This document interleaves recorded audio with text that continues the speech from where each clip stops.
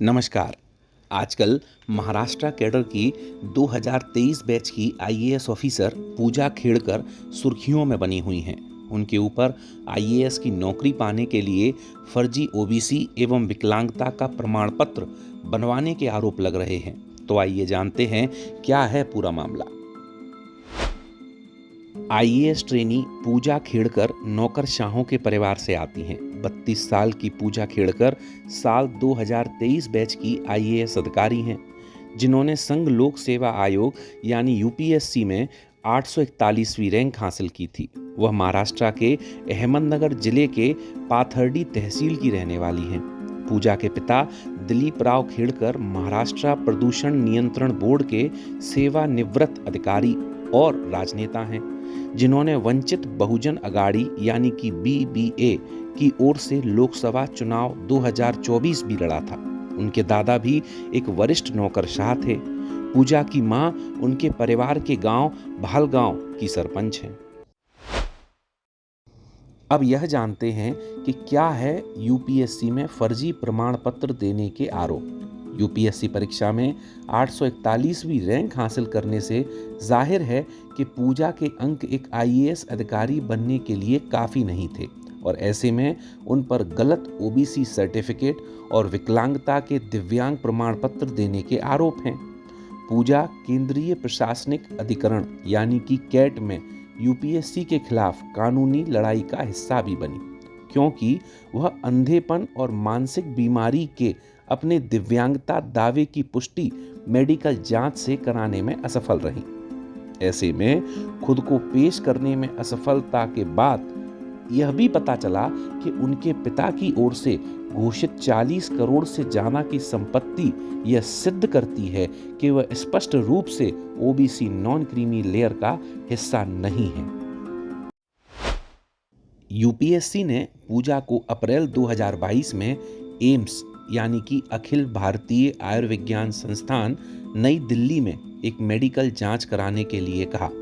पूजा ने कोविड-19 के चलते इसे स्थगित कराने की मांग की और उन्होंने इसे अगस्त 2022 में पुनर्निर्धारित किया।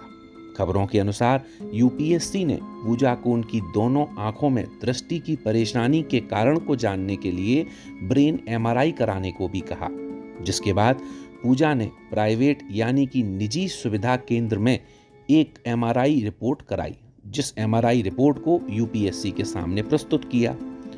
जिस एमआरआई रिपोर्ट में विकलांगता के उनके दावों को समर्थन किया गया था। यूपीएससी ने इस रिपोर्ट को सिरे से खारिज कर दिया। यूपीएससी ने उनके कैट में चयन को चुनौती दी। कैट ने 23 फरवरी 2023 को उनके खिलाफ फैसला सुनाया। हालांकि बाद में उनके एमआरआई प्रमाण पत्र को स्वीकार कर लिया गया, जिससे आईएएस अधिकारी के रूप में उनकी नियुक्ति की पुष्टि हो गई। तो आइए देखते हैं कि पूजा पर क्या हैं शिकायतें। पूजा 3 जून को एक सहायक कलेक्टर के रूप में अपने प्रशिक्षण के लिए पुणे जिला कलेक्ट्रेट में शामिल हुई। अलग ऑफिस, आधिकारिक कार की मांग, अपनी निजी ऑडी कार पर लाल नीली बत्ती का अनाधिकृत उपयोग, पुणे के जिला कलेक्टर सुहास दिवसे से आपत्तिजनक व्यवहार सहित पूजा खेड़कर के खिलाफ कई शिकायतें सामने आई हैं। उन्होंने बिना अनुमति के अतिरिक्त कलेक्टर अजय मोरे के कक्ष पर भी कब्जा कर लिया।